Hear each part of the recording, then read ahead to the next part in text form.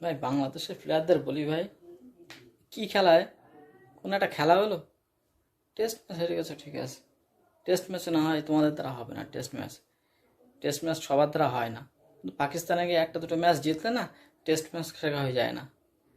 যারা ইন্ডিয়া, যারা test ranking 1 নম্বরে, ডব্লিউটিসিতে যারা ফাইনাল খেলে পরপর 3 বার, সেই টিমটা তোমরা খেলার আগে হারিয়ে দিয়েছো। হ্যাঁ ঠিক আছে, বাদ দাও, বাংলাদেশের দ্বারা টেস্ট হয় না, ওদের দ্বারা টেস্ট খেলা সম্ভব না। আজ থেকে 20 বছর আগে টেস্ট পেয়েও, স্ট্যাটাস পাওয়ার পরও খেলার ক্ষমতা নেই। কিন্তু T20 কি কি একটা ম্যাচ হলো কালকে গোয়ালিয়রের ম্যাচে 127 রানে একটা টিম অল আউট, যাদের 20 ওভার খেলার ক্ষমতা নেই, সেই টিম নিয়ে এসেছে ইন্ডিয়াকে হারিয়ে দেবে।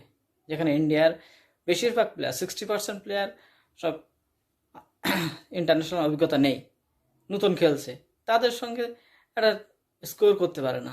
যে পিচটাতে 180 থেকে 190 রান করলে তাই নিরাপদ না, সেখানে 127 রান করেছে। এরকমভাবে ভাই খেলো না।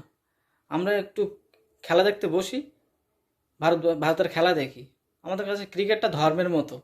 সারাদিন কাজকর্ম করে একটু আশা নিয়ে বসি, ভালো একটা ম্যাচ দেখবো, একটা এক্সাইটিং একটা ম্যাচ হবে, একটু আনন্দ করব, আর বসে হতাশা আর হতাশা। ঠিক যেমন বাংলাদেশি ফ্যানটাও হতাশ, আমরাও হতাশ, আমাদের সঙ্গে টাইমও নষ্ট, আর হতাশা ছাড়া আর কিছুই নেই। আর তোমাদের একটা অনুরোধ করি ভাই, ওই বাঘটাক না, তোমরা তোমরা ওই বিড়াল, তোমাদের লোগো থেকে বাঘটা সরিয়ে দাও, এই বিড়ালটা বসাও। আর যদি খেলার মতো খেলো তাহলে খেলো, একটু অন্তত আমরা একটু খেলা দেখি।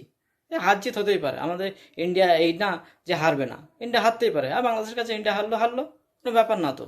খেলা এটা, খেলার মধ্যে হার জিত থাকবে, তাই বলে এরকম খেলা এরকম হার আর তা আত্মসমর্পণ, এরকম খেলা আর খেলো না। আশা করি 9 তারিখের খেলাটা ভালো একটা ম্যাচ তোমরা উপহার দেবে।